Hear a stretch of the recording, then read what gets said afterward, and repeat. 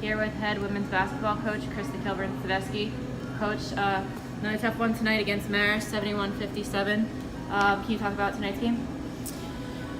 You know, obviously we were competing, and we competed hard in some spots. So, you know, you can walk away with some pieces of that, but you're just, the amount of points we've given up in the last 2 days is just something hard to really bear, because the amount of percentages of defense that we work on in practice over our offense has always been astronomical, whether it's 80-20 or 70-30 or some days on 60-40. But it's a little mind-boggling, and I think that's you know, that's why you play these kind of games early, to see how much we get exposed and what we got to go back to work on. Looked like your third quarter was the most challenging.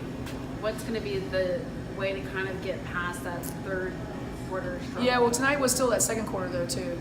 We did give up 24 points in the third quarter, right? And that's atrocious, and that's where that's most challenging on that piece. But before we got to that momentum shift problem, we were up, and then it was 22-20, and then we ended the half 35-27, and then bam, bam, bam, people weren't ready. The start of the third quarter, and it became a colossal. They coming out, they're making adjustments. We talked about what adjustments they were going to make. They tried to capitalize on our switches. So whether if you switch and the Boogie gets in the hole, and they tried to go inside to Gilmer, and she made some buckets early. So they did a good job of adjusting. This is why I love games like this tonight. You know, for those out there that don't understand a Wright State and a Marist, Wright State is like a JMU or Towson, right? And then a Marist is your Drexels. Maybe a little bit of your women Mary sometimes, but it's completely your Drexel. So a lot of us don't really get it. You want to play Arkansas or Wisconsin or Tennessee and all this kind of stuff. These games right now, you don't get a chance to really play conference, really true conference games where the coaches are extremely smart. You know, they're not just coming out here and throwing their kids out and running a spread offense and whatever. They're actually strategizing. They, came out at halftime, went after us. Wright State was just more athletic, and they shot really well the night before. So for me personally, last couple of years we were 8-2 or 7-3, and then we lost our tails off in conference. So not content, not happy, disgusted we can win these games, but it is what it is where we are right now defensively. And so we make those changes, we're going to kind of stumble.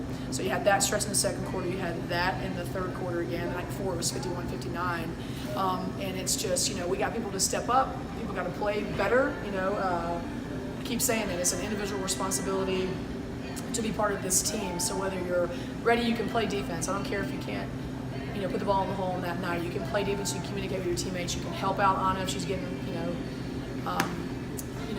isolated, and we can do a better job on our team defense.